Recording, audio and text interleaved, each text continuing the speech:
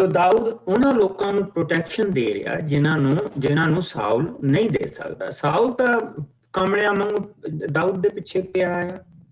ਉਸਨੇ ਆਪਣੀ ਫੌਜ ਥਕਾਤੀ ਔਰ ਉਹਦੇ ਫੌਜ ਦੇ ਬਹੁਤ ਸਾਰੇ ਜਵਾਨ ਐਸੇ ਸੀਗੇ ਜਿਹੜੇ ਦਾਊਦ ਦੇ ਨਾਲ ਦਾਊਦ ਦੇ ਜਦੋਂ ਉਹਨਾਂ ਦਾ ਜਨਰਲ ਸੀਗਾ, ਇੱਕ ਅੱਛਾ ਜਨਰਲ ਉਹਨਾਂ ਨੂੰ ਮਿਲਿਆ ਸੀ ਜਿਸਨੇ ਲੋਕਾਂ ਦੀ ਆਪਣੇ ਫੌਜੀਆਂ ਦੀ ਸੰਭਾਲ ਕੀਤੀ, ਉਹਨਾਂ ਨੂੰ ਸਹੀ ਟ੍ਰੇਨਿੰਗ ਦਿੱਤੀ।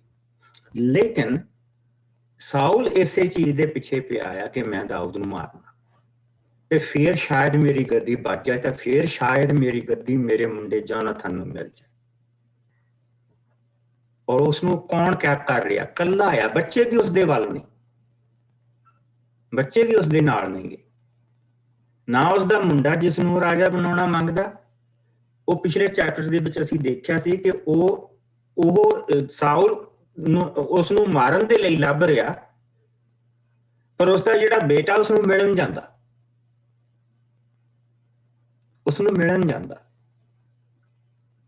ਉੱਥੇ ਉਸਨੂੰ ਬਰਕਤ ਦੇ ਕੇ ਆਉਂਦਾ ਕਿ ਪ੍ਰਭੂ ਦਾ ਹੱਥ ਤੇਰੇ ਉੱਤੇ ਆ, ਰਾਜਾ ਤੂੰ ਹੀ ਬਣਨਾ, ਮੈਂ ਤੇਰਾ ਨੰਬਰ 2 ਹੋਊਂਗਾ।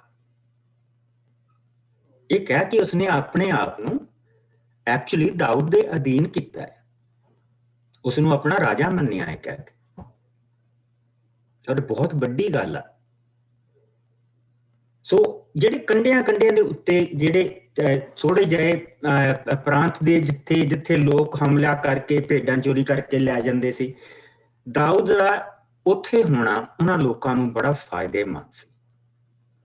ਹੁਣ ਉੱਥੇ ਕੋਈ ਡਰਦਾ ਭੇਡਾਂ ਚੋਰੀ ਕਰਨ ਨਹੀਂ ਆਉਂਦਾ ਸੀ, ਨੁਕਸਾਨ ਕਰਨ ਦੇ ਲਈ ਨਹੀਂ ਆਉਂਦਾ ਸੀ। ਸੋ ਇਹ ਜਿਹੜੀਆਂ ਉਸਦੇ ਕੋਲ 3000 ਭੇਡਾਂ 1000 ਬੱਕਰੀ ਆ, ਜੇ ਉੱਥੇ ਦਾਊਦ ਨਾ ਹੁੰਦਾ ਤੇ ਇਹਨਾਂ ਦੀ ਗਿਣਤੀ 100 ਦੇ ਵਿੱਚ ਹੋਣੀ ਸੀ। ਜਿਹੜੀ ਬਾਕੀ ਦੀ ਸੀ ਸਾਰੇ ਚੋਰੀ ਹੋ ਜਾਣੇ ਸੀਗੇ। ਜਿਸ ਲਈ ਉਸ ਸਮੇਂ ਦਾ ਅਸੀਂ ਇਤਿਹਾਸ ਪੜ੍ਹਦੇ ਹਾਂ ਕਿ ਉੱਥੇ ਹੋ ਕੀ ਰਿਹਾ ਸੀ।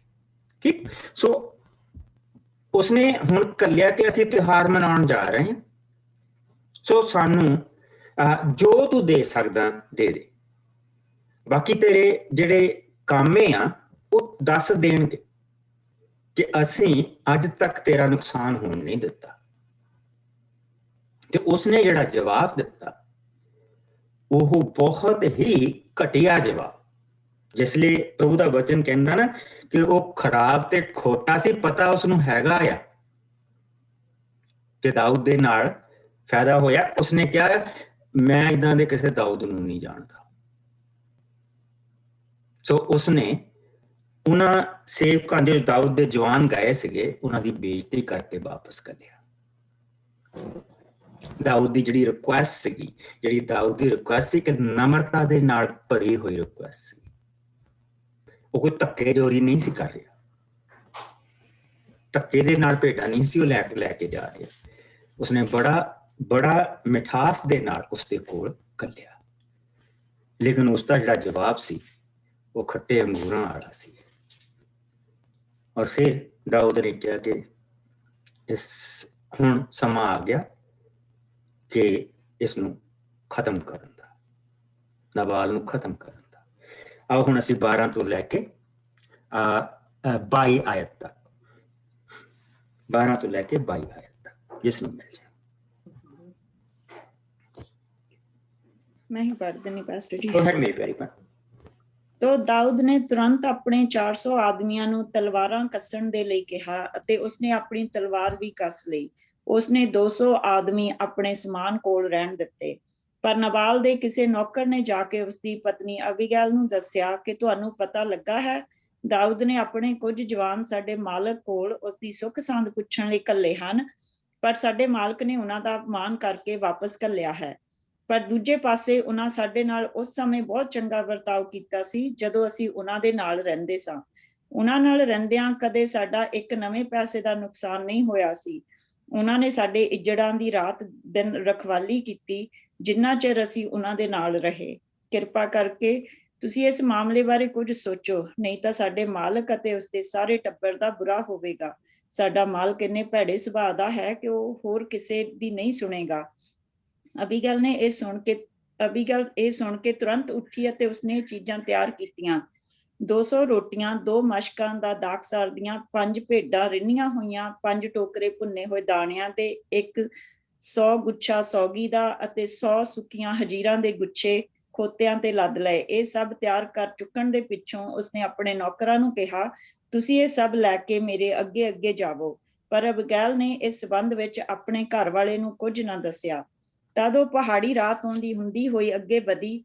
ਦੂਜੇ ਪਾਸੇ ਦਾਊਦ ਵੀ ਉਸੇ ਰਾਹ ਆਪਣੇ ਆਦਮੀਆਂ ਨਾਲ ਉਸ ਵੱਲ ਆ ਰਿਹਾ ਸੀ ਅਤੇ ਉਹ ਉਸ ਨੂੰ ਮਿਲੀ।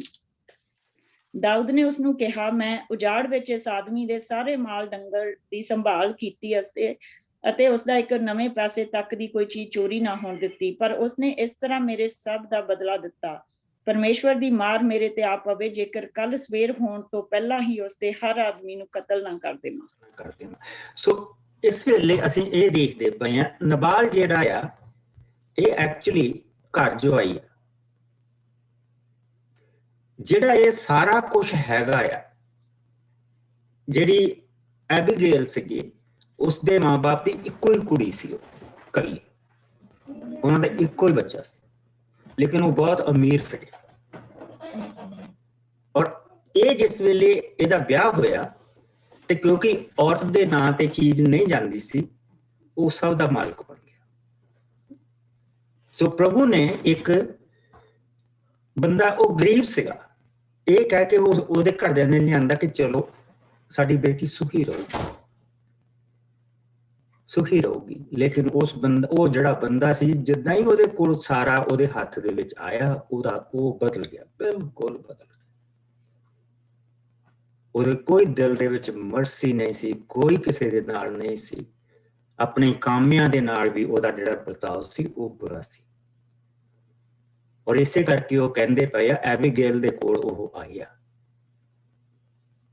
ਉਹ ਉਹਦੇ ਕੋਲ ਨਹੀਂ ਗਏ ਕਿਉਂਕਿ ਉਹਨਾਂ ਨੂੰ ਪਤਾ ਮਾਲਕਣ ਕੌਣ। And that is the reason. ਉਸਨੇ ਉਸਨੂੰ ਦੱਸਿਆ ਨਹੀਂ। ਕਿਉਂ ਨਹੀਂ ਦੱਸਿਆ? ਕਿਉਂਕਿ ਸਭ ਕੁਝ ਦੀ ਮਾਲਕਣ ਉਹ ਆਪ। ਸੋ ਉਸਨੇ ਕੀ ਕੀਤਾ ਕਿ ਜਿਹੜਾ ਨੌਕਰਾਂ ਨੇ ਆ ਕੇ ਦੱਸਿਆ ਕਿ ਭਾਈ ਇਹ ਅਸੀਂ ਹਮੇਸ਼ਾ, ਉਹਨਾਂ ਨੇ ਸਾਡੀ ਦੇਖਭਾਲ ਕੀਤੀ ਆ, ਉੱਥੇ ਕੋਈ ਨੌਕਰ ਨਹੀਂ ਮਾਰਿਆ ਗਿਆ, ਇੱਕ ਪੈਸੇ ਦਾ ਨੁਕਸਾਨ ਨਹੀਂ ਹੋਣ ਦਿੱਤਾ, ਭੇਡ ਕੋਈ ਚੋਰੀ ਨਹੀਂ ਕੀਤੀ ਕਿਸੇ ਨੇ ਕੀਤੀ। ਉਹਨਾਂ ਨੇ ਉਹ ਈਵਨ ਦੋ ਉਹਨਾਂ ਦੀ ਆਪਣੀ ਇੱਕ ਫੌਜ ਜਿੰਨੇ ਲੋਕ ਆ, ਉਹਨਾਂ ਨੇ ਵੀ ਸਾਡੀ ਕਦੀ ਭੇਡ ਚੋਰੀ ਨਹੀਂ ਕੀਤੀ, ਜੇ ਧੱਕੇ ਦੇ ਨਾਲ ਨਹੀਂ ਲੈ ਕੇ ਗਏ। ਔਰ ਇਹ ਜੋ ਸਾਡੇ ਮਾਲਕ ਨੇ ਕੀਤਾ ਆ, ਇਸ ਦਾ ਅਸਰ ਹੁਣ ਦੇਖੋ ਕਿਸ ਦੇ ਉੱਤੇ ਪੈਣਾ, ਜਿਹੜੇ ਉਹ ਸਾਰੇ ਕਾਮੇ ਉਹਨਾਂ ਦੇ ਉੱਤੇ ਪੈਣਾ। ਨਬਾਲ ਤਾਂ ਖਤਮ ਹੀ ਆ, ਲੇਕਿਨ ਉਹ ਜੇ ਹੁਣ ਜਿਹੜੀ ਉਹਨੇ ਫੌਜ ਲੈ ਕੇ ਚੜਾਈ ਕਰਨੀ ਆ, ਉਹਨੇ ਕੋਈ ਜੀਂਦਾ ਨਹੀਂ ਛੱਡਣਾ, ਉਹਨਾਂ ਦੇ ਬੱਚੇ। ਸੋ ਦੇਖੋ, ਇੱਕ ਔਰਤ ਦੀ ਬੁੱਧੀ ਦੇ ਨਾਲ ਉਸਨੇ ਆਪਣਾ ਘਰਾਨਾ ਬਚਾਇਆ, ਆਪਣਾ ਖਜ਼ਾਨਾ ਬਚਾਇਆ। ਕੀ ਆ ਇੱਕ ਇੰਨੇ ਅਮੀਰ ਬੰਦੇ ਦੇ ਲਈ ਜੋ ਚੀਜ਼ਾਂ ਲੈ ਕੇ ਜਾ ਰਹੀਆਂ, ਕੀ ਇਹਨਾਂ ਦੀ ਕੀਮਤ? ਕੁਛ ਵੀ ਨਹੀਂ, ਕੁਛ ਵੀ ਨਹੀਂ। ਇਹ ਸਾਰੇ ਇਹ ਜਿਹੜੀ ਚੀਜ਼ਾਂ ਆ ਉਹ ਉਹਨਾਂ ਦੇ ਆਪਣੇ ਉਗਦੀਆਂ ਪਈਆਂ। ਜੱਟ ਜਿਸ ਤਰ੍ਹਾਂ ਆਪਣੇ ਜ਼ਮੀਨਦਾਰ ਬੰਦਾ 50 ਕਿਲੋ ਕਿਸੇ ਨੂੰ ਕਣਕ ਦੇ ਦੇਵੇ ਕਿ ਲੈ ਜਾ ਖਾ ਪੀ ਲਾ, ਉਹ ਕੀ ਉਹਦੇ ਲਈ? ਕੁਛ ਵੀ। ਸੋ ਉਹ ਜਿਹੜੀਆਂ ਚੀਜ਼ਾਂ ਵੀ ਲੈ ਕੇ ਗਈ ਆ, ਅਸੀਂ ਉਹ ਦੇਖਦੇ ਪਏ ਹਾਂ, ਉਹ ਬੇਸਿਕਲੀ ਉਹਨਾਂ ਦੇ ਤਿਆਰ ਕੀਤੀਆਂ ਜਾਂਦੀਆਂ ਸੀ। ਕੰਮ ਕਰਦੇ ਪਏ ਆ, ਪਤਾ ਨਹੀਂ ਕਿੰਨੀਆਂ ਭੇਡਾਂ ਜਿਹੜੀਆਂ ਹੈਗੀਆਂ ਉਹਨਾਂ ਨੂੰ ਕੱਟ ਕੇ ਸ਼ੋਰਬਾ ਮੀਟ ਬਣਾਇਆ ਹੋਣਾ, ਜਿਹੜਾ ਉਹਨਾਂ ਨੂੰ ਕਾਮਿਆਂ ਨੂੰ ਖਿਲਾਉਂਦੇ ਪਏ, ਸਾਰਾ ਕੁਛ ਕਰਦੇ ਪਏ। ਸੋ ਉਸਨੇ ਉਹ ਸਾਰੀਆਂ ਚੀਜ਼ਾਂ ਪੈਕ ਕੀਤੀਆਂ, ਉਸਨੇ ਉਹ ਮੋਹਰੇ ਘੱਲੀਆਂ ਕਿ ਤੁਸੀਂ ਇਹਨਾਂ ਨੂੰ ਲੈ ਕੇ ਜਾਓ ਔਰ ਮੈਂ ਤੁਹਾਡੇ ਪਿੱਛੇ। ਔਰ ਦੂਸਰੇ ਪਾਸੇ ਫੌਜ ਚੜੀ ਹੋਆ, ਹਰ ਕੋਈ ਗੁੱਸੇ ਦੇ ਨਾਲ ਭਰਿਆ ਹੈ, ਔਰ ਉਹ ਆ ਰਿਹਾ, ਦਾਊਦ ਆ ਰਿਹਾ। ਹੁਣ ਤੁਸੀਂ ਇੱਕ ਚੀਜ਼ ਦੇਖਿਓ ਕਿ ਇੱਕ ਬੁੱਧੀਮਾਨ ਔਰਤ ਨੇ ਕਿਸ ਤਰ੍ਹਾਂ ਸਾਰੀ ਦੀ ਸਾਰੀ ਸਿਚੁਏਸ਼ਨ ਨੂੰ ਬਦਲ ਕੇ ਰੱਖ ਦੇਣਾ। ਉਹਦੀ ਗੱਲਬਾਤ ਦੇਖਿਓ, ਉਹਦਾ ਗੱਲ ਕਰਨ ਦਾ ਤਰੀਕਾ ਦੇਖਿਓ। That is amazing part. ਕਿ ਉਸਨੇ ਚਲਦੀ ਤਲਵਾਰ ਦੇ ਉੱਤੇ ਉਹਦੇ ਆ ਸ਼ਬਦਾਂ ਨੇ ਐਸਾ ਮੀਂਹ ਵਰਾਉਣਾ ਕਿ ਉਹ ਜਿਹੜੀ ਤਲਵਾਰ ਆ ਉਹ ਮਾਰਨ ਦੇ ਲਈ ਨਹੀਂ ਉੱਠਣੀ, ਰਾਖੀ ਤੇ ਲਈ ਉੱਠਣੀ। ਸਭ ਕੁਝ ਉਸਨੇ ਬਦਲ ਕੇ ਰੱਖ ਦੇਣਾ। ਸੋ ਆਓ ਪ੍ਰਭੂ ਦੇ ਵਚਨ ਦੇ ਵਿੱਚ ਚੱਲੀਏ। 23 ਤੋਂ ਲੈ ਕੇ 31 ਆਇਤ ਤੱਕ ਕੋਈ ਜਣਾ ਪੜ੍ਹੇ।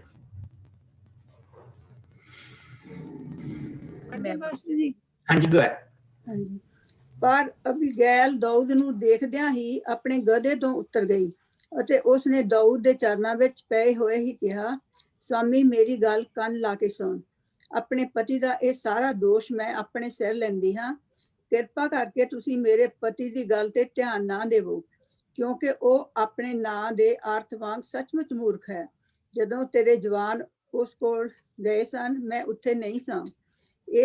ਇਹ ਪ੍ਰਭੂ ਹੀ ਸੀ ਜਿਸ ਨੇ ਤੇਰੇ ਹੱਥੋਂ ਤੇਰੇ ਵੈਰੀਆਂ ਉੱਤੇ ਵੀ ਤੈਨੂੰ ਬਦਲੇ ਦੀ ਭਾਵਨਾ ਨਾਲ ਹੱਥ ਨਾ ਚੁੱਕਣ ਦਿੱਤਾ। ਹੁਣ ਪ੍ਰਭੂ ਦੇ ਨਾਂ ਤੇ ਮੇਰਾ ਸਰਾਪ ਹੈ ਕਿ ਤੇਰੇ ਵੈਰੀਆਂ ਦਾ ਜੋ ਤੇਰਾ ਬੁਰਾ ਤੱਕਦੇ ਹਨ, ਸੱਚਮੁੱਚ ਨਵਾਲ ਤੋਂ ਵੀ ਬੁਰਾ ਹਾਲ ਹੋਵੇਗਾ। ਕਿਰਪਾ ਕਰਕੇ ਤੂੰ ਆਪਣੀ ਇਸ ਦਾਸੀ ਦੀ ਇਹ ਲਿਆਂਦੀ ਸੁਗਾਤ ਸਵੀਕਾਰ ਕਰ ਅਤੇ ਆਪਣੇ ਜਵਾਨਾਂ ਨੂੰ ਦੇ। ਸੋ ਤੂੰ ਆਪਣੀ ਦਾਸੀ ਨੂੰ ਇਸ ਦੇ ਕੀਤੇ ਬੁਰੇ ਕੰਮ ਲਈ ਵੀ ਮਾਫ ਕਰ ਦੇ। ਤੂੰ ਅਤੇ ਤੇਰਾ ਵੰਸ਼ ਇੱਕ ਦਿਨ ਜ਼ਰੂਰ ਇਜ਼ਰਾਈਲ ਦਾ ਰਾਜਾ ਬਣੇਗਾ, ਕਿਉਂਕਿ ਜੋ ਲੜਾਈ ਤੂੰ ਲੜ ਰਿਹਾ ਹੈ ਉਹ ਪ੍ਰਭੂ ਦੀ ਆਪਣੀ ਲੜਾਈ ਹੈ। ਇਸ ਲਈ ਤੇਰੇ ਹੱਥੋਂ ਜਿਉਂਦਿਆਂ ਜੀ ਕੋਈ ਬੁਰਾ ਕੰਮ ਨਾ ਹੋਵੇ। ਜੇਕਰ ਕੋਈ ਤੇਰੇ ਤੇ ਹੱਲਾ ਕਰੇਗਾ ਤਾਂ ਤੇਰਾ ਪ੍ਰਭੂ ਇਸ ਤਰ੍ਹਾਂ ਤੇਰੀ ਸੁਰੱਖਿਆ ਕਰੇਗਾ, ਜਿਸ ਤਰ੍ਹਾਂ ਪਹਿਰੇਦਾਰ ਕੀਮਤੀ ਖਜ਼ਾਨੇ ਦੀ ਸੁਰੱਖਿਆ ਕਰਦੇ ਹਨ। ਉਹ ਹੀ ਤੇਰੇ ਵੈਰੀਆਂ ਨੂੰ ਇਸ ਤਰ੍ਹਾਂ ਤੇਰੇ ਤੋਂ ਦੂਰ ਸੁੱਟੇਗਾ, ਜਿਸ ਤਰ੍ਹਾਂ ਕੋਈ ਆਦਮੀ ਆਪਣੇ ਗੋਪੀਏ ਨਾਲ ਪੱਥਰ ਦੂਰ ਸੁੱਟਦਾ ਹੈ। ਸੋ ਜਦੋਂ ਤੇਰਾ ਪ੍ਰਭੂ ਤੈਨੂੰ ਆਪਣੀ ਪ੍ਰਤਿਗਿਆ ਅਨੁਸਾਰ ਇਜ਼ਰਾਈਲ ਦਾ ਰਾਜਾ ਬਣਾਵੇਗਾ, ਤਾਂ ਤੈਨੂੰ ਆਪਣੇ ਬਦਲੇ ਦੀ ਭਾਵਨਾ ਨਾਲ ਕਿਸੇ ਕੀਤੇ ਬੁਰੇ ਕੰਮ ਲਈ ਪਛਤਾਉਣਾ ਨਹੀਂ ਪਵੇਗਾ। ਜਦੋਂ ਪ੍ਰਭੂ ਤੈਨੂੰ ਇਹ ਅਸੀਸ ਦੇਵੇ ਤਾਂ ਤੂੰ ਆਪਣੀ ਇਸ ਦਾਸੀ ਨੂੰ ਨਾ ਭੁੱਲਣਾ। ਬਸ ਇੱਥੇ ਤੱਕ ਸਿਸਟਰ ਜੀ। ਦੇਖੋ ਉਸਦੇ ਸ਼ਬਦ ਦੇਖੋ, ਉਸਦਾ ਗੱਲ ਕਰਨ ਦਾ ਤਰੀਕਾ ਦੇਖੋ। ਉਹ ਸਿਰਫ ਉਸ ਨਵਾਲ ਨੂੰ, ਜੇ ਉਹ ਚਾਹੁੰਦੀ ਤਾਂ ਉਹ ਕਹਿੰਦੀ ਕਿ ਮੈਂ ਆ ਗਈਆਂ, ਜਾ ਕੇ ਨਵਾਲ ਨੂੰ ਤੂੰ ਮਾਰ ਦੇ, ਹੋਰ ਨਾ ਕਿਸੇ ਕੁਛ ਵੀ। ਪਰ ਉਸਨੇ ਕਿਹਾ ਤੂੰ ਆਪਣੇ ਹੱਥ ਗੰਦੇ ਨਾ ਕਰੀ। ਬਦਲੇ ਦੀ ਭਾਵਨਾ ਨਾਲ ਜੇ ਤੂੰ ਮਾਰੇਗਾ ਤੇ ਜਿਸਲੇ ਤੂੰ ਰਾਜਾ ਬਣ ਜਾਏਗਾ ਤੇ ਸੂਈਆਂ ਦੀ ਕੁਰਸੀ ਦੇ ਉੱਤੇ ਤੂੰ ਬੈਠੇਗਾ, ਉਹ ਚੁੱਭੂ, ਉਹ ਜਿਹੜਾ ਸਿੰਘਾਸਨ ਤੈਨੂੰ ਚੁੱਭੇਗਾ। ਦੂਸਰਾ ਇਹਦੇ ਵਿੱਚ, ਇਸ ਹਿੱਸੇ ਦੇ ਵਿੱਚ ਜੋ ਉਸਨੇ ਕਿਹਾ, ਸਾਨੂੰ ਪ੍ਰਭੂ ਯਿਸੂ ਮਸੀਹ ਦੀ ਝਲਕ ਦਿਖਾਈ ਦਿੰਦੀ ਹੈ। ਔਰ ਇੱਥੋਂ ਇਹ ਪਤਾ ਲੱਗਦਾ ਕਿ ਜਿਸ ਤਰ੍ਹਾਂ ਪ੍ਰਭੂ ਯਿਸੂ ਮਸੀਹ ਨੇ ਸਾਡੇ ਨਾਲ ਕਰਨਾ, ਉਸੇ ਤਰ੍ਹਾਂ ਇਹ ਔਰਤ ਕਰ ਰਹੀ ਹੈ। ਸੋ ਇਸ ਹਿੱਸੇ ਨੂੰ, ਇਸ ਛੋਟੇ ਜਿਹੇ ਹਿੱਸੇ ਨੂੰ ਮੈਸੀਆਨਕ ਹਿੱਸਾ ਵੀ ਕਿਹਾ ਜਾਂਦਾ, ਮੈਸੀਆਨਕ ਪੈਰਾਗ੍ਰਾਫ ਵੀ ਕਿਹਾ ਜਾਂਦਾ, ਕਿਉਂਕਿ ਬਾਈਬਲ ਦੇ ਵਿੱਚ ਜਿਹੜੇ ਅਸੀਂ ਦੇਖਦੇ ਹਾਂ ਤੇ ਬਹੁਤ ਸਾਰੇ ਸਾਨੂੰ ਐਸੇ ਚਰਿੱਤਰ ਮਿਲਦੇ ਆ ਜਿਨ੍ਹਾਂ ਦੇ ਵਿੱਚੋਂ ਪ੍ਰਭੂ ਯਿਸੂ ਮਸੀਹ ਦੀ ਝਲਕ ਦਿਖਾਈ ਦਿੰਦੀ ਹੈ। ਔਰ ਇਸ ਹਿੱਸੇ ਦੇ ਵਿੱਚ ਜਿਸ ਦੇ ਅਸੀਂ ਜਾਣਦੇ ਹਾਂ, ਇੱਥੋਂ ਅਸੀਂ ਦੋ ਚੀਜ਼ਾਂ ਸਿੱਖਦੇ ਹਾਂ। ਇੱਕ, ਜਿਸ ਵੇਲੇ ਵੀ ਅਸੀਂ ਗੱਲਬਾਤ ਕਰਦੇ ਹਾਂ ਤੇ ਸਾਡੀ ਗੱਲਬਾਤ ਦੇ ਵਿੱਚ ਕਿਸ ਤਰ੍ਹਾਂ ਪਰਮੇਸ਼ਵਰ ਦੀ ਹਜ਼ੂਰੀ ਦਾ ਹੋਣਾ ਬਹੁਤ ਜ਼ਰੂਰੀ ਹੈ। ਉਸਨੇ ਜਿਸ ਲਈ ਕਿਹਾ, ਐਬੀਗਾਲ ਨੇ ਦਾਊਦ ਨੂੰ ਦੇਖਦਿਆਂ ਹੀ ਆਪਣੇ ਗਧੇ ਤੋਂ ਉਤਰ ਗਏ ਅਤੇ ਉਸਨੇ ਦਾਊਦ ਦੇ ਚਰਨਾਂ ਵਿੱਚ ਪਏ ਹੋਏ ਕਿਹਾ, ਸਵਾਮੀ ਮੇਰੀ ਇੱਕ ਗੱਲ ਕੰਨ ਲਾ ਕੇ ਸੁਣ। ਸੋ ਅਥਾਰਟੀ ਦੇ ਨਾਲ ਉਹਨੇ ਗੱਲ ਕੀਤੀ ਹੈ, ਮੇਰੀ ਗੱਲ ਇੱਕ ਕੰਨ ਲਾ ਕੇ ਸੁਣ। ਆਪਣੇ ਪਤੀ ਦਾ ਸਾਰਾ ਦੋਸ਼ ਮੈਂ ਆਪਣੇ ਉੱਤੇ ਲੈਂਦੀ ਹਾਂ, ਜਿਸ ਤਰ੍ਹਾਂ ਪ੍ਰਭੂ ਯਿਸੂ ਮਸੀਹ ਨੇ ਸਾਡਾ ਸਾਰਾ ਪਾਪ ਆਪਣੇ ਉੱਤੇ ਲਿਆ ਔਰ ਸਲੀਬ ਤੇ ਚੜ ਗਿਆ। ਇਹ ਧਰਤੀ ਤੇ ਪਈ ਆ, ਉਹ ਸਲੀਬ ਤੇ ਚੜ ਗਿਆ ਕਿ ਇਹ ਸਾਰਾ ਪਾਪ ਤੂੰ ਮੈਨੂੰ ਦੇ ਦੇ। ਸੋ ਉਸਨੇ ਕਿਹਾ ਕਿ ਨਵਾਲ ਆਪਣੇ ਨਾਂ ਦੇ ਵਾਂਗ ਮੂਰਖ ਹੈ। ਕਹਿਣ ਦਾ ਕੀ ਮਤਲਬ, ਇਹ ਇੱਥੋਂ ਸਾਨੂੰ ਇਹ ਚੀਜ਼ ਦਾ ਪਤਾ ਲੱਗਦਾ ਕਿ ਉਹ ਇੱਕ ਬਹੁਤ ਛੋਟੇ ਪਰਿਵਾਰ ਤੋਂ ਆਇਆ ਸੀ। ਕਿਉਂਕਿ ਵੱਡੇ ਪਰਿਵਾਰਾਂ ਦੇ ਜਿਹੜੇ ਬੱਚੇ ਹੁੰਦੇ ਆ, ਉਹਨਾਂ ਦੇ ਜਿਹੜੇ ਨਾਮ ਹੁੰਦੇ ਆ, ਉਹਨਾਂ ਦੇ ਪਿੱਛੇ ਬਹੁਤ ਬੜੇ ਬਰਕਤ ਵਾਲੇ ਨਾਮ ਹੁੰਦੇ ਆ। ਔਰ ਇਹ ਕਿਸੇ ਨੇ ਸੋਚ ਸਮਝ ਕੇ ਉਹਦਾ ਨਾਂ ਰੱਖਿਆ ਨਬਾਲ, ਤੇ ਉਹ ਆਪਣੇ ਨਾਂ ਦੇ ਵਾਂਗ ਮੂਰਖ, ਖੋਟਾ ਇਨਸਾਨ। ਤੂੰ ਉਸਦੇ ਵੱਲ ਧਿਆਨ ਨਾ ਦੇ, ਪ੍ਰਭੂ ਉਹਦੀ ਸਜ਼ਾ ਉਸਨੂੰ ਦੇਵੇਗਾ। ਉਹ ਅੱਜ ਤੱਕ ਬਦਲੇ ਦੀ ਭਾਵਨਾ ਦੇ ਨਾਲ ਕਿਸੇ ਨੂੰ ਨਹੀਂ ਮਾਰਿਆ। ਚਾਹੁੰਦਾ ਸਾਊਲ ਨੂੰ ਮਾਰ ਸਕਦਾ ਸੀ, ਗੱਲ ਫੈਲੀ ਹੋਈ ਸੀ ਚਾਰ ਚਫੇਰੇ, ਸਾਊਲ ਦੀ ਜ਼ਿੰਦਗੀ ਬਖਸ਼ ਦਿੱਤੀ ਹੈ। ਤੂੰ ਚਾਹੁੰਦਾ ਤੇ ਸਾਊਲ ਨੂੰ ਮਾਰ ਸਕਦਾ ਸੀ, ਤੂੰ ਉਸਨੂੰ ਵੀ ਨਹੀਂ ਮਾਰਿਆ। ਤੇਰੇ ਹੱਥ ਸਾਫ਼, ਤੇਰੇ ਹੱਥ ਤੇ ਕੋਈ ਐਸਾ ਲਹੂ ਨਹੀਂ ਲੱਗਾ ਜਿਹੜਾ ਜਾਇਜ਼ ਨਾ ਹੋਵੇ। ਇਹ ਨਾਜਾਇਜ਼ ਹੈ ਜਿਹੜਾ ਤੂੰ ਕੰਮ ਕਰਨ ਜਾ ਰਿਹਾ। ਇਸ ਦਾ ਤੈਨੂੰ ਕੱਲ ਨੂੰ ਪਛਤਾਵਾ ਹੋਏਗਾ।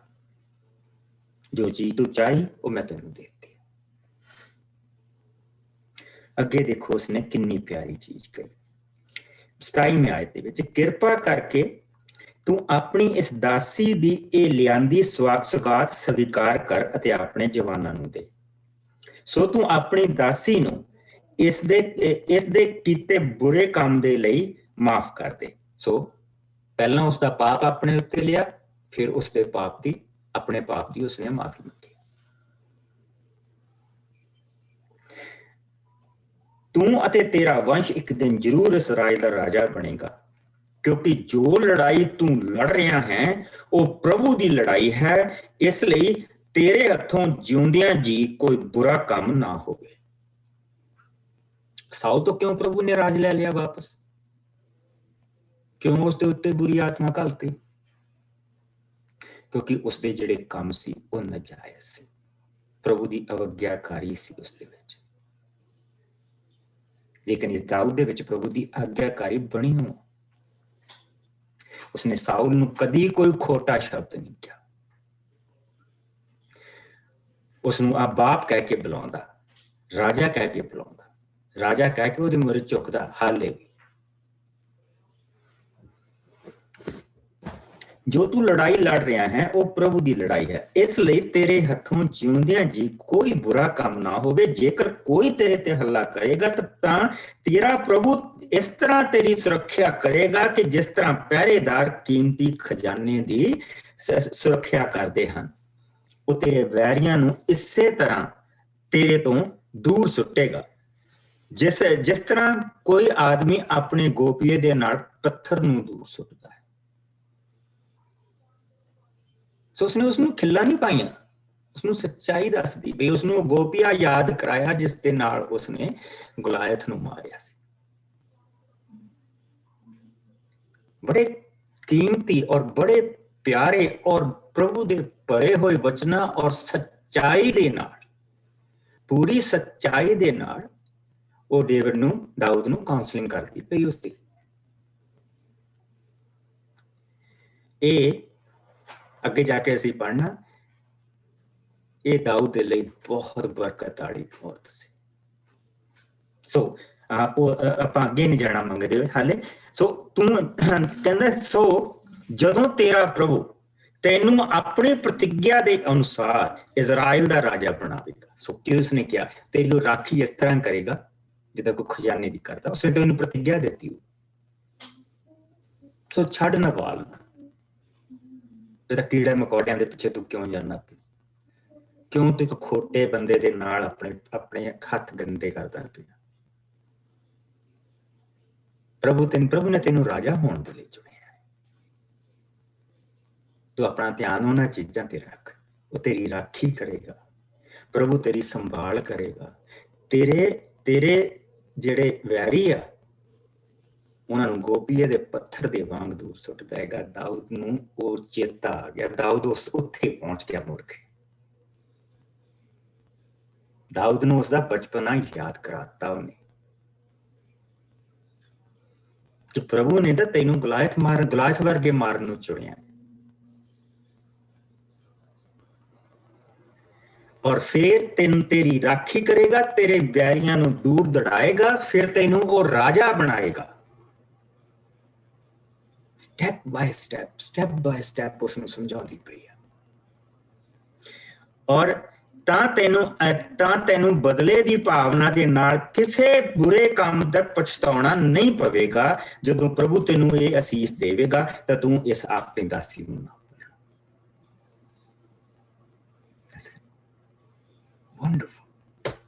Wonderful counselling. ਔਰ ਸਾਡੇ ਪ੍ਰਭੂ ਦੇ ਲਈ ਵੀ ਕਿਹਾ ਗਿਆ ਵੰਡਰਫੁਲ ਕਾਉਂਸਲਰ। ਦੇਖੋ ਉਸਨੇ ਕਿੰਨੀ ਭੈੜੀ ਚੀਜ਼ ਨੂੰ, ਕਿੰਨੀ ਬੁਰੀ ਜਿਹੜੀ ਮੁਸੀਬਤ ਆ ਰਹੀ ਸੀ ਉਹਨਾਂ ਕਾਮਿਆਂ ਤੇ, ਜੋ ਉਹਦੇ ਬਾਪ ਦੇ ਵੇਲੇ ਤੋਂ ਔਰ ਦਾਦੇ ਦੇ ਵੇਲੇ ਤੋਂ ਉਹਦੇ ਘਰ ਦੀ ਸੰਭਾਲ ਕਰਦੇ ਪਏ ਸੀ, ਕੰਮ ਉਹਨਾਂ ਦੇ ਲਈ ਕਰਦੇ ਪਏ ਸੀ। ਉਹਨਾਂ ਦੇ ਖਾਨਦਾਨ ਜੋ ਉੱਥੇ ਉਹਨਾਂ ਦੇ ਨਾਲ ਰਹਿੰਦੇ ਪਏ ਸੀ, ਉਸ ਔਰਤ ਨੇ ਆਪਣੀ ਬੁੱਧੀ ਦੇ ਨਾਲ ਉਹਨਾਂ ਸਾਰਿਆਂ ਨੂੰ ਬਚਾ ਲਿਆ, ਸਾਰਿਆਂ ਨੂੰ ਬਚਾ ਲਿਆ। ਔਰ ਦੇਖੋ ਦਾਊਦ ਨੂੰ ਉਸਨੇ ਕਿੱਦਾਂ ਚੇਂਜ ਕਰ ਦਿੱਤਾ। ਹੁਣ 32 ਤੋਂ ਲੈ ਕੇ 35 ਆਇਤ ਤੱਕ ਕੋਈ ਜਣਾ ਪੜ੍ਹਦੇ।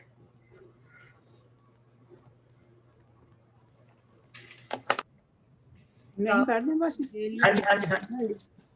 ਹਾਂਜੀ। ਦਾਊਦ ਨੇ ਅਬੀਗੈਲ ਨੂੰ ਕਿਹਾ, ਪ੍ਰਭੂ ਧੰਨ ਹੈ ਜੋ ਇਜ਼ਰਾਈਲ ਦਾ ਪਰਮੇਸ਼ਰ ਹੈ, ਜਿਸ ਨੇ ਤੈਨੂੰ ਮੇਰੇ ਕੋਲ ਘੱਲਿਆ ਹੈ। ਤੇਰੀ ਸਮਝ ਦੇ ਲਈ ਪਰਮੇਸ਼ਰ ਦਾ ਧੰਨਵਾਦ ਹੋਵੇ, ਉਹ ਤੈਨੂੰ ਅਸੀਸ ਦੇਵੇ। ਤੂੰ ਮੈਨੂੰ ਅੱਜ ਕਤਲ ਕਰਨ ਅਤੇ ਬਦਲਾ ਲੈਣ ਤੋਂ ਰੋਕਿਆ ਹੈ। ਇਜ਼ਰਾਈਲ ਦੇ ਜਿਉਂਦੇ ਪਰਮੇਸ਼ਰ ਦੀ ਸਹੁੰ, ਜਿਸ ਨੇ ਮੈਨੂੰ ਤੁਹਾਡੇ ਨਾਲ ਬੁਰਾਈ ਕਰਨ ਤੋਂ ਰੋਕਿਆ ਹੈ। ਜੇਕਰ ਤੂੰ ਇਸ ਵੇਲੇ ਨਾ ਮੇਰੇ ਕੋਲ ਆਉਂਦੀ ਤਾਂ ਸੱਚ ਜਾਣ ਕੱਲ ਸਵੇਰ ਤੱਕ ਨਵਾਲ ਦਾ ਇੱਕ ਵੀ ਆਦਮੀ ਮੇਰੇ ਹੱਥੋਂ ਪਿੱਛੇ ਨਾ ਬਚਦਾ। ਤਾਂ ਦਾਊਦ ਨੇ ਜੋ ਕੁਝ ਉਹ ਲੈ ਕੇ ਆਈ ਸੀ ਉਸ ਦੇ ਹੱਥੋਂ ਸਵੀਕਾਰ ਕਰ ਲਿਆ ਅਤੇ ਉਸ ਨੂੰ ਕਿਹਾ, ਤੂੰ ਸ਼ਾਂਤੀ ਨਾਲ ਆਪਣੇ ਘਰ ਵਾਪਸ ਜਾ, ਕਿਉਂਕਿ ਮੈਂ ਤੇਰਾ ਕਿਹਾ ਮੰਨ ਲਿਆ ਹੈ ਅਤੇ ਤੇਰੀ ਬੇਨਤੀ ਵੀ ਸਵੀਕਾਰ ਕਰ ਲਈ ਹੈ। ਸੋ ਅਬੀਗੈਲ ਵਾਪਸ ਆਪਣੇ ਅੱਛਾ ਜੀ ਇੱਥੇ ਤੱਕ ਸਿਸਟਰ। ਤੁਸੀਂ ਦੇਖਿਆ ਕਿਸ ਤਰ੍ਹਾਂ ਉਸਨੇ ਬੰਦੇ ਨੂੰ ਚੇਂਜ ਕਰਕੇ ਰੱਖ ਦਿੱਤਾ। ਸਾਰੇ ਗੁੱਸੇ ਦੇ ਨਾਲ ਭਰਿਓ, ਜਿਹੜੇ ਦਾਊਦ ਦੇ ਨਾਲ ਜਿਹੜੇ ਬੰਦੇ ਆਏ ਹੋ ਆ, 400 ਬੰਦਾ ਜਿਹੜਾ ਸਿਪਾਹੀ ਆਇਆ ਆ, ਉਹ ਵੀ ਗੁੱਸੇ ਦੇ ਨਾਲ ਭਰਿਓ ਕਿ ਹੁਣ ਸਾਰਾ ਕੁਝ ਲੈ ਕੇ ਜਾਵਾਂ। ਅੱਗੇ ਤਾਂ ਕਿਹਾ ਸੀ ਨਾ ਕਿ ਜੋ ਕੁਝ ਤੂੰ ਦੇ ਸਕਦਾ ਫਾਈਨ ਆ, ਸਾਰਾ ਕੁਝ ਲੈ ਕੇ ਜਾਣਾ। ਉਹ ਵੀ ਪੂਰੇ ਗੁੱਸੇ ਦੇ ਨਾਲ ਭਰੇ। ਔਰ ਅਗਰ ਇਹ ਹੋ ਜਾਂਦਾ ਤੇ ਸਾਊਲ ਨੂੰ ਇੱਕ ਮੌਕਾ ਮਿਲ ਜਾਣਾ ਸੀਗਾ ਕਿ ਇਸਨੇ ਆਪਣੇ ਦੇਸ਼ ਦੇ ਲੋਕਾਂ ਦੇ ਉੱਤੇ ਹੱਲਾ ਬੋਲਿਆ। ਹੁਣ ਉਹ ਫੌਜ ਨੂੰ, ਆਪਣੀ ਸਾਰੀ ਫੌਜ ਨੂੰ ਦਾਊਦ ਦੇ ਖਿਲਾਫ ਕਰ ਸਕਦਾ ਸੀ। ਔਰ ਦੂਸਰਾ, ਪਰਮੇਸ਼ਰ ਨੇ ਇਸ ਚੀਜ਼ ਦੇ ਵਿੱਚ ਨਾਰਾਜ਼ ਹੋਣਾ ਸੀ। ਉਸਨੇ ਕਹਿਣਾ ਸੀ ਕਿ ਮੈਂ ਤਾਂ ਤੈਨੂੰ ਇਹਨਾਂ ਲੋਕਾਂ ਦਾ ਚਰਵਾਹਾ ਬਣਾਉਣਾ ਮੰਗਦਾ, ਤੂੰ ਆਪਣੇ ਲੋਕਾਂ ਤੇ ਤਲਵਾਰ ਚੁੱਕਦਾ ਪਿਆ। ਦੇਸ਼ ਦੇ ਵਿੱਚ ਤਾਂ ਸਾਰੇ ਤਰ੍ਹਾਂ ਦੇ ਮੂਰਖ ਹੋਣੇ, ਬੁੱਧੀਮਾਨ ਵੀ ਹੋਣੇ ਆ, ਮੂਰਖ ਵੀ ਹੋਣੇ। ਤੈਨੂੰ ਤਾਂ ਮੈਂ ਸਾਰਿਆਂ ਦਾ ਰਾਜਾ ਬਣਾ ਰਿਹਾ, ਤੈਨੂੰ ਤਾਂ ਮੈਂ ਚਰਵਾਹਾ ਬਣਾ ਰਿਹਾ ਆਪਣੀ ਕੌਮ ਦਾ। ਤੂੰ ਨਹੀਂ ਕੰਮ ਕੀਤਾ ਤਾਂ ਉਹਨੇ ਵੀ ਉਹਦੇ ਖਿਲਾਫ ਹੋ ਜਾਣਾ ਸੀ। ਦੇਖੋ ਕਿਸ ਤਰ੍ਹਾਂ ਸਵਰਗੀ ਬਰਕਤ ਵੀ ਇਸ ਔਰਤ ਨੇ ਦਾਊਦ ਨੂੰ ਦੇ ਦਿੱਤੀ, ਉਸਨੂੰ ਪਾਪ ਕਰਨ ਤੋਂ ਬਚਾ ਲਿਆ। ਔਰ ਦਾਊਦ ਨੇ ਖੁਦ ਸਵੀਕਾਰ ਕੀਤਾ ਕਿ ਤੇਰੀ ਸਮਝ ਨੇ ਅੱਜ ਮੈਨੂੰ ਬਚਾ।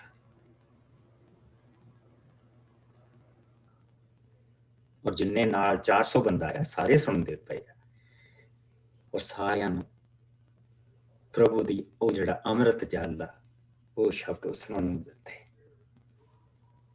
ਔਰ ਸਾਰੇ ਦੇ ਸਾਰੇ ਇਸ ਚੀਜ਼ ਨੂੰ ਸਵੀਕਾਰ ਕਰਨ ਲੱਗੇ ਕਿ ਨਹੀਂ, ਤੂੰ ਠੀਕ ਆ, ਤੂੰ ਠੀਕ। ਔਰ ਦਾਊਦ ਨੂੰ ਉਸਨੇ ਜੋ ਕੁਛ ਦਿੱਤਾ ਉਹ ਲੈ ਕੇ ਵਾਪਸ ਮੁੜ ਗਿਆ। ਹੁਣ ਜਿਸ ਲਈ ਅਸੀਂ 36 ਤੋਂ ਲੈ ਕੇ ਚੈਪਟਰ ਦੇ ਅਖੀਰ ਤੱਕ ਪੜ੍ਹਦੇ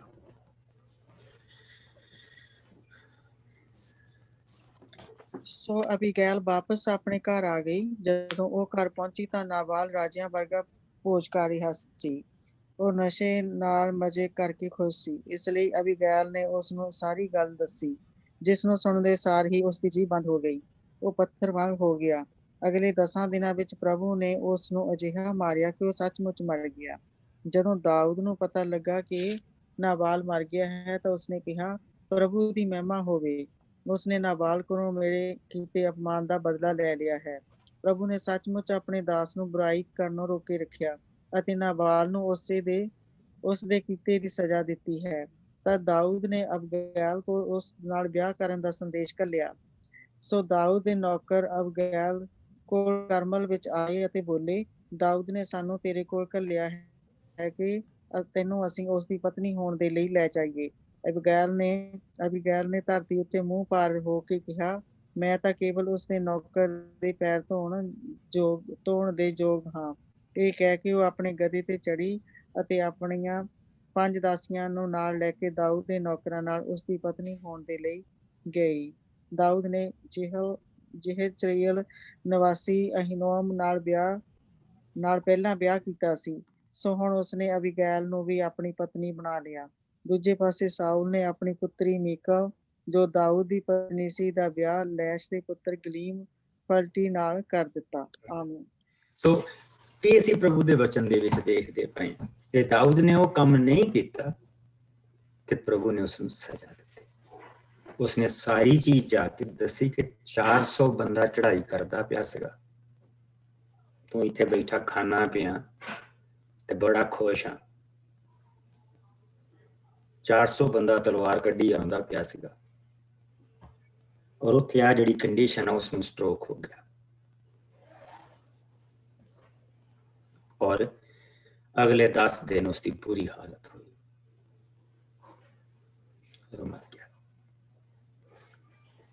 ਔਰ ਜਿਸਲੇ ਦਾਊਦ ਨੂੰ ਇਸ ਚੀਜ਼ ਦਾ ਪਤਾ ਲੱਗਾ ਤਾਂ ਉਸਨੇ ਫਿਰ ਉਸ ਨੂੰ ਕਿਹਾ ਕਿ ਤੂੰ ਹੁਣ ਵਿਧਵਾ ਹੈ ਔਰ ਮੈਂ ਉਸ ਨੂੰ ਸੰਦੇਸ਼ਾ ਘੱਲਿਆ ਕਿ ਮੈਂ ਤੈਨੂੰ ਆਪਣੀ ਪਤਨੀ ਸਵੀਕਾਰ ਕਰਦਾ। ਉਹ ਦਾਊਦ ਨੂੰ ਭਗੌੜਾ ਨਹੀਂ ਦੇਖਦੀ ਪਈ, ਉਹ ਦਾਊਦ ਨੂੰ ਪਰਮੇਸ਼ਵਰ ਦਾ ਪ੍ਰਤਿਗਿਆ ਕੀਤੀ ਜਿਹੜੀ ਪ੍ਰਤਿਗਿਆ ਆ ਉਹ ਦਾਊਦ ਦੇ ਲਈ ਆ, ਉਸਨੂੰ ਉਹ ਦਿਖਾਈ ਦੇ ਰਿਹਾ ਉਹਦੇ ਵਿੱਚ।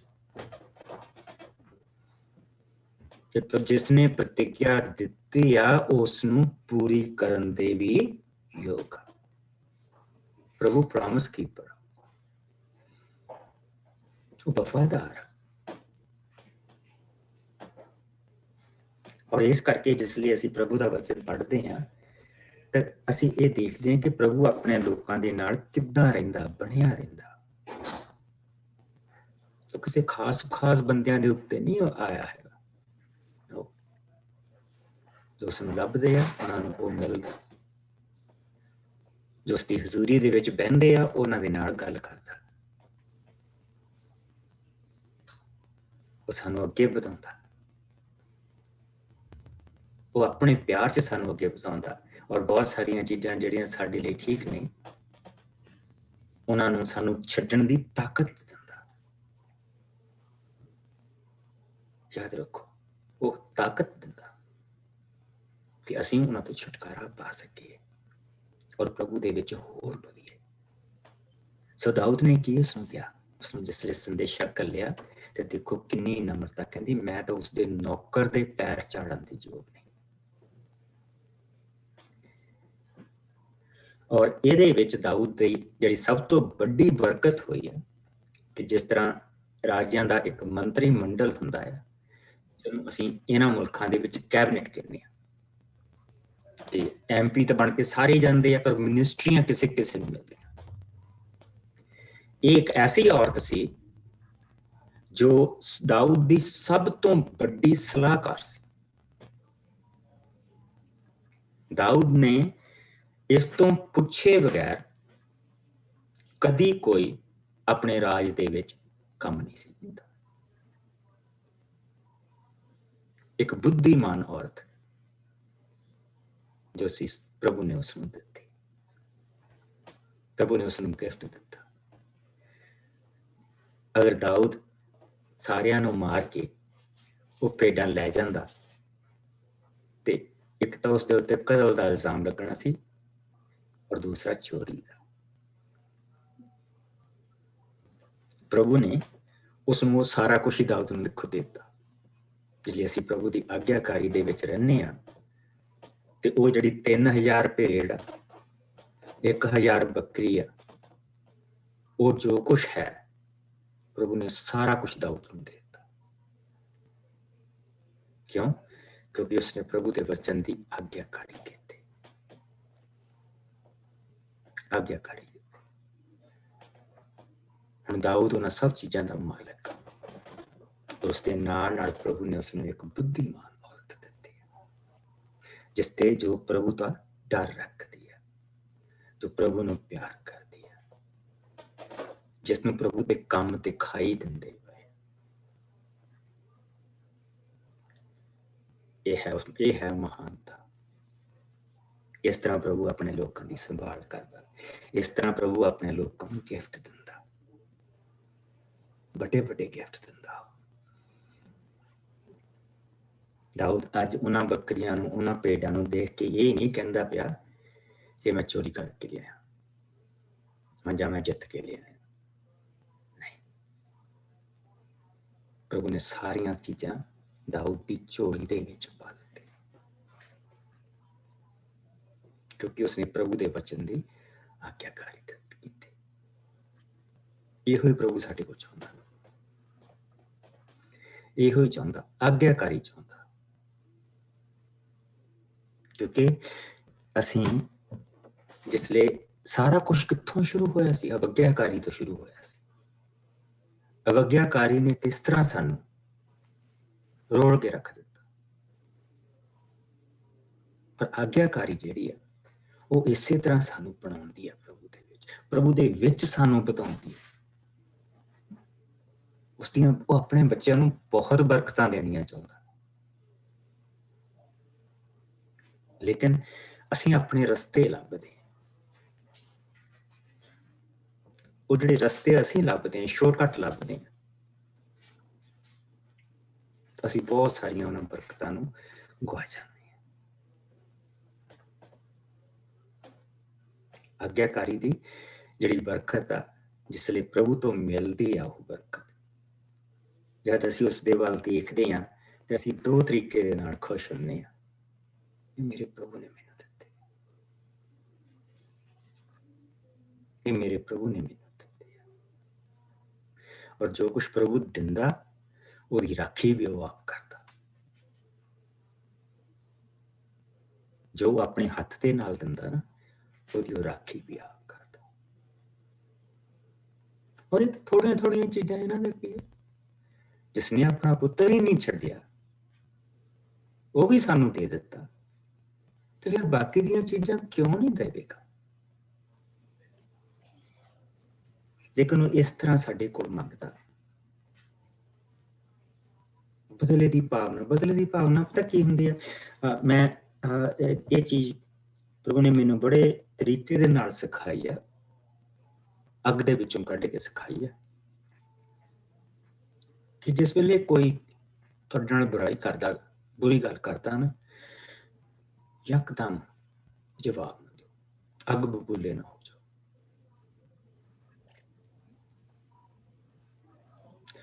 ਬਲਕਿ ਉਸ ਚੀਜ਼ ਨੂੰ ਪ੍ਰਭੂ ਦੇ ਚਰਨਾਂ 'ਚ ਰੱਖ ਦਿਓ,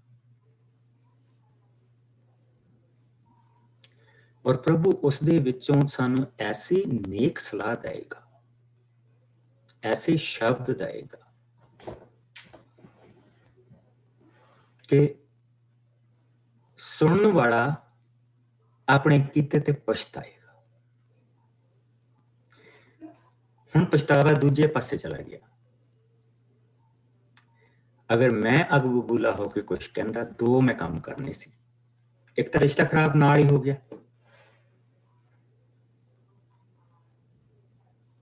ਠੀਕ।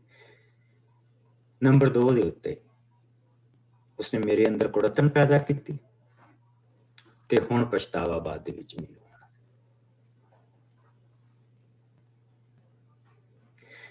ਉਸ ਦਾ ਕਾਰਨ ਹੀ ਇਹ ਆ ਕਿ ਜਿਹੜੀ ਚੀਜ਼ ਅਸੀਂ ਬੜੀ ਕਾਹਲੀ ਦੇ ਨਾਲ ਕਹਿ ਦਿੰਦੇ ਹਾਂ ਨਾ ਕਿਸੇ ਨੂੰ,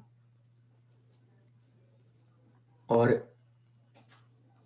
ਪ੍ਰਭੂ ਦੇ ਬਚਨ ਦੇ ਤਾਹ ਦੇ ਵਿੱਚੋਂ ਦੀ ਕੱਢਦੇ ਨਹੀਂ ਉਸ ਚੀਜ਼ ਨੂੰ, ਉਹ ਸਾਨੂੰ ਬਾਅਦ ਦੇ ਵਿੱਚ ਦੁਖੀ ਕਰਦੀ ਹੈ। ਸੋ ਪ੍ਰਭੂ ਦਾ ਫਿਲਟਰ ਨਾ ਜਿਹੜਾ ਸਾਨੂੰ ਉਹਨੇ ਦਿੱਤਾ ਹੈ, ਉਹ ਬਹੁਤ ਸਾਰਾ ਕਚਰਾ ਜਿਹੜਾ ਹੈ ਨਾ ਸਾਡੀ ਗੱਲਬਾਤ ਚੋਂ ਬਾਹਰ ਕੱਢ ਦਿੰਦਾ। ਔਰ ਉਸ ਦੇ ਨਾਲ ਜਿਸ ਤਰ੍ਹਾਂ ਅਸੀਂ ਇੱਥੇ ਦੇਖਦੇ ਪਏ, ਜਾਨਾਂ ਬਚ ਗਈਆਂ, ਨੌਕਰਾਂ ਦੀਆਂ ਜਾਨਾਂ ਬਚ ਗਈਆਂ, ਔਰ ਐਬੀਗੇਲ ਨੂੰ ਇੱਕ ਰਾਣੀ ਬਣ ਗਈ, ਔਰ ਦਾਊਦ ਨੂੰ ਇੱਕ ਸਮਝਦਾਰ ਔਰਤ ਮਿਲ ਗਈ। ਔਰ ਉਸ ਜਿੱਥੇ ਉਹ ਰਹਿ ਰਹੇ ਆ, ਆਲਮੋਸਟ ਉਹਨਾਂ ਦੇ ਕੋਲ ਹੁਣ 1000-1200 ਬੰਦਾ ਹੋ ਚੁੱਕਾ ਹੈ, ਔਰ ਉਹਨਾਂ ਦੇ ਲਈ ਪ੍ਰਭੂ ਨੇ ਉਹ 3000 ਭੇਡਾਂ, 2000 ਬੱਕਰੀ, ਉਹ ਦੁੱਧ ਚੀਜ਼ ਸਭ ਕੁਛ ਉਹਦਾ ਪ੍ਰਬੰਧ ਕਰ ਦਿੱਤਾ। ਇਸ ਤਰ੍ਹਾਂ ਪ੍ਰਭੂ ਕੰਮ ਕਰਦਾ, ਇਸ ਤਰ੍ਹਾਂ ਉਹ ਕੰਮ ਕਰਦਾ, ਇਸ ਤਰ੍ਹਾਂ ਉਹ ਆਪਣੀ ਵਫਾਦਾਰੀ ਦਿਖਾਉਂਦਾ। ਆਗਿਆਕਾਰੀ ਤੋਂ ਉਹ ਬਹੁਤ ਖੁਸ਼ ਹੁੰਦਾ। ਆਗਿਆਕਾਰੀ ਜਿਹੜੀ ਆ ਉਹ ਪ੍ਰਭੂ ਦੇ ਲਈ ਸਭ ਤੋਂ ਵੱਡੀ ਚੀਜ਼। ਔਰ ਆਗਿਆਕਾਰੀ ਉਸ ਵੇਲੇ ਆਉਂਦੀ ਹੈ ਜਿਸ ਵੇਲੇ ਸਾਡੇ ਚੋਂ ਕਾਹਲੀ ਮੁੱਕਦੀ ਹੈ। ਕਾਹਲੀ ਮੁੱਕਦੀ, ਬਹੁਤ ਵਾਰੀ ਘਰ ਦੇ ਵਿੱਚ ਗੱਲ ਕੋਈ ਹੋ ਜਾਂਦੀ ਹੈ, ਇੱਕ ਸਾਈਡ ਨਾ ਜਵਾਬ ਦੇ, ਸਭ ਕੁਝ ਬਦਲ ਜਾਂਦਾ। ਲੇਕਿਨ ਜਿਸ ਵੇਲੇ ਅਗਰ ਸਾਡੇ ਘਰ ਦੇ ਵਿੱਚ ਕੋਈ ਗੱਲ ਹੋ ਗਈ, ਮੇਰਾ ਇੱਕ ਕਸੂਰ ਮੇਰਾ ਹੈਗਾ ਜਿਹੜਾ ਮੇਰੇ ਕੰਮ ਆਉਂਦਾ, ਔਰ ਉਹ ਇਹ ਹੈ ਕਿ ਇਹ ਜਿਹੜਾ ਜਵਾਬ ਮੇਰੇ ਮਨ ਨੇ ਸੋਚਿਆ ਇਹ ਦੇਣਾ ਜ਼ਰੂਰੀ ਹੈ। ਇਸ ਤੋਂ ਫਾਇਦਾ ਕੀ ਹੋਣਾ, ਇਸ ਤੋਂ ਨੁਕਸਾਨ ਕੀ ਹੋਣਾ।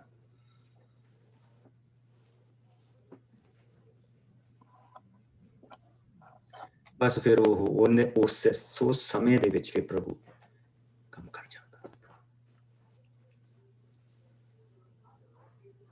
ਔਰ ਉਹਦੇ ਨਾਲ ਘਰ ਦੇ ਵਿੱਚ ਸ਼ਾਂਤੀ ਰਹਿੰਦੀ ਹੈ। ਜਿਹੜੇ ਬੰਦੇ ਨੇ ਗੁੱਸਾ ਕੱਢਣਾ, ਉਹਦਾ ਗੁੱਸਾ ਵੀ ਨਿਕਲ ਗਿਆ। ਠੀਕ, ਐਂਡ ਘਰ ਦੇ ਵਿੱਚ ਬਰਕਤ ਭਰ ਜਾਂਦੀ ਹੈ। 2 ਜ਼ਬੂਰ ਜਿਹੜੇ ਇਹਨਾਂ ਦੇ ਨਾਲ ਜੁੜੇ ਹੋ ਆ, ਉਹ ਅਸੀਂ ਉਹਨਾਂ ਨੂੰ ਦੇਖਾਂਗੇ। ਮੇਰੇ ਨਾਲ ਸਾਮ 120,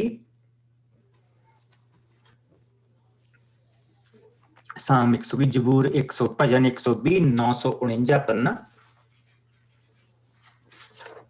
ਸਾਮ 120। ਮੈਂ ਪੜ੍ਹਦੀ ਹਾਂ ਪਾਸਟਰ ਜੀ।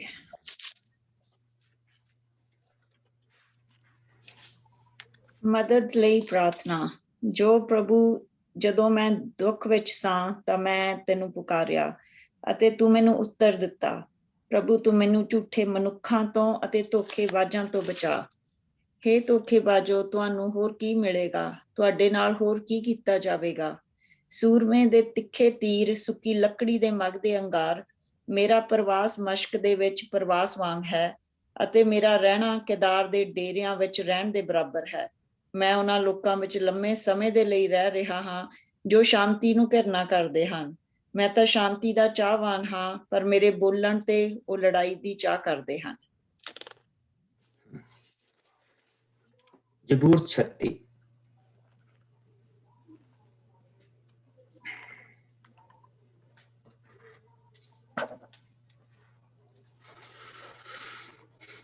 (857) ਪੰਨਾ, ਭਜਨਾਂ ਦੀ ਪੁਸਤਕ 857 ਪੰਨਾ, ਜ਼ਬੂਰ। ਹਾਂਜੀ, ਮਨੁੱਖ ਦੀ ਦੁਸ਼ਟਤਾ। ਦੁਸ਼ਟ ਦੇ ਮਨ ਵਿੱਚੋਂ ਅਪਰਾਧ ਦੀ ਆਵਾਜ਼ ਗੂੰਜਦੀ ਹੈ। ਉਸ ਦੀਆਂ ਅੱਖਾਂ ਵਿੱਚ ਪਰਮੇਸ਼ਰ ਦਾ ਭੈ ਨਹੀਂ ਹੈ। ਉਹ ਆਪਣੇ ਮਨ ਵਿੱਚ ਝੂਠੇ ਮਨਸੂਬੇ ਬਣਾ ਕੇ ਖੁਸ਼ ਹੁੰਦਾ ਹੈ। ਉਹ ਸੋਚਦਾ ਹੈ ਕਿ ਉਸ ਦਾ ਅਪਰਾਧ ਪ੍ਰਗਟ ਨਹੀਂ ਹੋਵੇਗਾ ਅਤੇ ਨਾ ਹੀ ਉਹ ਘਿਰਣਤ ਸਮਝਿਆ ਜਾ ਸਕਦਾ ਹੈ। ਉਸ ਦੇ ਮੂੰਹ ਦੇ ਸ਼ਬਦ ਬਦੀ ਅਤੇ ਧੋਖੇ ਨਾਲ ਭਰੇ ਹਨ। ਉਹ ਨਾ ਸਮਝ ਬਣ ਚੁੱਕਾ ਹੈ ਤੇ ਉਸਨੇ ਭਲਾਈ ਕਰਨੀ ਛੱਡ ਦਿੱਤੀ ਹੈ। ਉਹ ਆਪਣੇ ਬਿਸਤਰੇ ਤੇ ਲੇਟਿਆਂ ਅਪਰਾਧ ਬਾਰੇ ਸੋਚਦਾ ਹੈ। ਉਹ ਆਪਣੇ ਆਪ ਨੂੰ ਬੁਰੇ ਰਾਹ ਤੇ ਲੈ ਜਾਂਦਾ ਹੈ। ਉਹ ਬੁਰਾਈ ਨੂੰ ਪਿਆਰ ਕਰਦਾ ਹੈ। ਪਰਮੇਸ਼ਰ ਦੀ ਭਲਾਈ। हे ਪ੍ਰਭੂ, ਤੇਰੀ ਦਇਆ ਨਾਲ ਸਵਰਗ ਭਰਪੂਰ ਹੈ। ਤੇਰੀ ਸਚਾਈ ਆਕਾਸ਼ਾਂ ਤੱਕ ਉੱਚੀ ਹੈ। ਤੇਰਾ ਸੱਚ ਵੱਡੇ ਪਹਾੜਾਂ ਦੀ ਤਰ੍ਹਾਂ ਹੈ ਅਤੇ ਤੇਰਾ ਨਿਆਂ ਵੱਡੇ ਡੂੰਘੇ ਸਮੁੰਦਰਾਂ ਦੇ ਵਾਂਗ ਹੈ। हे ਪ੍ਰਭੂ, ਤੂੰ ਹੀ ਮਨੁੱਖ ਅਤੇ ਪਸ਼ੂ ਦੋਹਾਂ ਦੀ ਸੰਭਾਲ ਕਰਦਾ ਹੈ। हे ਪਰਮੇਸ਼ਰ, ਤੇਰਾ ਪਿਆਰ ਕਿੰਨਾ ਮਹਿਮੁੱਲਾ ਹੈ। ਮਨੁੱਖ ਤੇਰੇ ਪਰਾਂ ਦੀ ਛਾਂ ਹੇਠ ਹੀ ਸ਼ਰਨ ਲੈਂਦਾ ਹੈ। ਉਹ ਤੇਰੇ ਘਰ ਦੇ ਪਦਾਰਥਾਂ ਦੀ ਬਹੁਤਾਤ ਵਿੱਚੋਂ ਖਾਂਦੇ ਹਨ। ਤੂੰ ਉਹਨਾਂ ਨੂੰ ਆਪਣੇ ਆਨੰਦਮਈ ਸੋਤਿਆਂ ਵਿੱਚੋਂ ਪਾਣੀ ਪਿਲਾਉਂਦਾ ਹੈ। ਤੂੰ ਜੀਵਨ ਦਾ ਸੋਮਾ ਹੈ। ਤੇਰੇ ਪ੍ਰਕਾਸ਼ ਤੋਂ ਹੀ ਸਾਨੂੰ ਪ੍ਰਕਾਸ਼ ਮਿਲਦਾ ਹੈ। ਤੂੰ ਆਪਣੇ ਜਾਣਨ ਵਾਲਿਆਂ ਉੱਤੇ ਦਇਆ ਕਰ ਅਤੇ ਆਪਣੀ ਮੁਕਤੀ ਸੱਚੇ ਮਨਾਂ ਵਾਲਿਆਂ ਦੇ ਨੂੰ ਦੇ। ਹੰਕਾਰੀ ਦਾ ਪੈਰ ਮੇਰੇ ਉੱਤੇ ਨਾ ਪੈਣ ਦੇ ਅਤੇ ਦੁਸ਼ਟ ਨੂੰ ਮੈਨੂੰ ਪਿੱਛੇ ਧਕੇਲਣ ਨਾ ਦੇ। ਉੱਥੇ ਅਪਰਾਧ ਦੇ ਕਰਨ ਵਾਲੇ ਡਿਗੇ ਪਏ ਹਨ। ਉਹ ਇਸ ਤਰ੍ਹਾਂ ਡਿਗੇ ਹਨ ਕਿ ਫਿਰ ਉੱਠ ਨਾ ਸਕਣਗੇ। ਇਸ ਜ਼ਬੂਰ ਦੇ ਵਿੱਚ ਸਾਰਾ ਜਿਹੜਾ ਨਬਾਲ ਆ ਔਰ ਜੋ ਉਹਦਾ ਮਨ ਆ ਉਹ ਦੱਸਿਆ ਗਿਆ। ਔਰ ਇਸ ਜ਼ਬੂਰ ਦੇ ਵਿੱਚ ਜਿਸਲੇ ਚੌਥੀ ਆਇਤ ਤੋਂ ਬਾਅਦ ਦਾਊਦ ਨੇ ਆਗਿਆਕਾਰੀ ਕੀਤੀ ਆ, ਪ੍ਰਭੂ ਦੀ ਆਗਿਆ ਮੰਨੀ ਆ, ਔਰ ਉਸ ਔਰਤ ਨੂੰ ਇਹ ਨਹੀਂ ਕਿਹਾ ਕਿ ਇਹ ਔਰਤ ਇਹ ਕੀ ਬੋਲੀ ਜਾਂਦੀ ਹੈ, ਰਾਈਟ, ਇਹ ਨਹੀਂ ਕਿਹਾ। ਉਸ ਦੀ ਗੱਲ ਤੇ ਪੂਰਾ ਧਿਆਨ ਦਿੱਤਾ ਔਰ ਸੁਣਿਆ ਔਰ ਉਹਦਾ ਧੰਨਵਾਦ ਕੀਤਾ। ਤਾਂ ਪ੍ਰਭੂ ਦੀ ਦਇਆ, ਉਸਨੇ ਪ੍ਰਭੂ ਦੀ ਗੱਲ ਨੂੰ ਸੁਣ ਲਿਆ ਤੇ ਪ੍ਰਭੂ ਦੀ ਦਇਆ ਦੇ ਨਾਲ ਉਹਦੀ ਜ਼ਿੰਦਗੀ ਭਰ ਗਈ। ਪ੍ਰਭੂ ਦੀ ਬਰਕਤ ਦੇ ਨਾਲ ਉਹਦੀ ਆਪਣੀ ਜ਼ਿੰਦਗੀ ਭਰ ਗਈ। ਸੋ ਜਿਸ ਲਈ ਅਸੀਂ ਆਉਂਦੇ ਹਾਂ ਇੱਥੇ 25ਵਾਂ ਭਾਵ ਪੜ੍ਹਿਆ ਔਰ ਜਿੱਥੇ ਜਿਹੜੀ ਹੈਗੀ ਆ 35 ਔਰ 36 ਆਇਤ ਦੇ ਗੱਬੇ ਥੋੜੀ ਜਿਹੀ ਜਗ੍ਹਾ ਆ, ਤੁਸੀਂ ਉੱਥੇ ਜ਼ਬੂਰ 36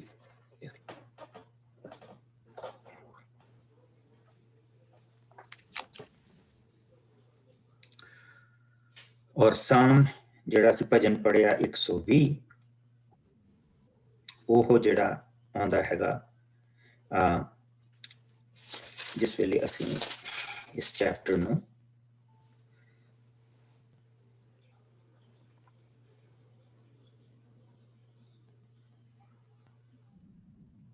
तेरह और 14 25वां ਜਿਹੜਾ ਹੈਗਾ 13 और 14 ਦੇ ਗੱਬੇ ਉੱਥੇ ਭਜਨ 120 ਲਿਖ।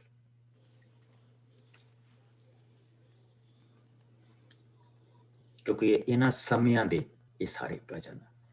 ਸੋ ਦਾਊਦ ਨੇ ਇੱਕ ਦਿਨ ਬਹਿ ਕੇ ਇਹ ਨਹੀਂ ਲਿਖਿਆ ਕਿ ਆਓ ਹੁਣ ਭਜਨ ਲਿਖਾਂਗੇ, ਨਹੀਂ, ਇਸ ਉਸਦੀ ਸਾਰੀ ਜ਼ਿੰਦਗੀ ਦੀਆਂ ਦੁਆਵਾਂ ਜੋ ਲਿਖ ਕੇ ਛੱਡ ਗਿਆ, ਇਹ ਦੁਆਵਾਂ, ਇਹ ਬਰਕਤ ਹੈ। ਠੀਕ। ਸੋ ਜਿਸ ਲਈ ਅਸੀਂ ਜ਼ਿੰਦਗੀ ਦੇ ਇਹਨਾਂ ਪਲਾਂ ਦੇ ਵਿੱਚ ਦੀ ਲੰਘ ਰਹੇ ਹੁੰਦੇ ਹਾਂ ਤੇ ਫਿਰ ਅਸੀਂ ਦੇਖਦੇ ਹਾਂ ਕਿ ਇੱਕ ਉਦਾਹਰਨ ਨੂੰ ਪਿੱਛੇ ਦੇਖਦੇ ਹਾਂ ਕਿ ਪ੍ਰਭੂ ਤੇਰਾ ਸ਼ੁਕਰ ਹੈ ਕਿ ਬਾਈਬਲ ਦੇ ਵਿੱਚ ਇੱਥੇ ਉਦਾਹਰਨ ਆਇਆ, ਮੈਂ ਇੱਥੋਂ ਦੀ ਗੁਜ਼ਰਦਾ ਪਿਆ। ਔਰ ਇਹ ਜਿਹੜੇ ਜ਼ਬੂਰ ਆ ਸਾਡੀਆਂ ਦੁਆਵਾਂ ਦੇ ਵਿੱਚ ਬੋਲਣ ਲੱਗ ਪੈਂਦੇ ਆ।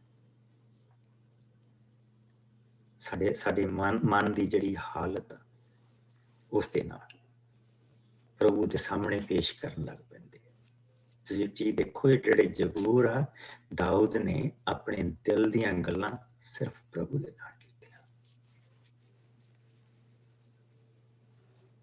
ਇੱਕ ਰਿਸ਼ਤਾ ਸੀ ਪ੍ਰਭੂ ਦੇ ਨਾਲ ਉਸਦਾ। ਦਾਊਦ ਤੋਂ ਇਲਾਵਾ ਕੋਈ ਵੀ ਬੰਦਾ ਪ੍ਰਭੂ ਦਾ ਜਿਹੜਾ ਸਵਾਏ ਲੇਵੀਆਂ ਦੇ ਖਾਨਦਾਨ ਤੋਂ ਬਾਅਦ ਅਗਰ ਕਿਸੇ ਨੇ ਅਫੋਦ ਪਾਇਆ, ਉਹ ਗਾਂ ਜਾ ਕੇ ਦੇਖਾਂਗੇ ਜਿਸ ਲਈ ਉਸਨੂੰ 29-30 ਚੈਪਟਰ ਚ ਦੇਖਾਂਗੇ ਕਿ ਅਫੋਦ ਕੀ ਹੁੰਦਾ। ਪਾਇਆ ਉਹ ਸਿਰਫ ਦਾਊਦ ਨੇ ਪਾਇਆ। ਪ੍ਰਭੂ ਨੇ ਉਸਨੂੰ ਇੰਨੀ ਬਰਕਤ ਦਿੱਤੀ ਸੀ, ਇੰਨੀ ਬਰਕਤ ਦਿੱਤੀ ਸੀ।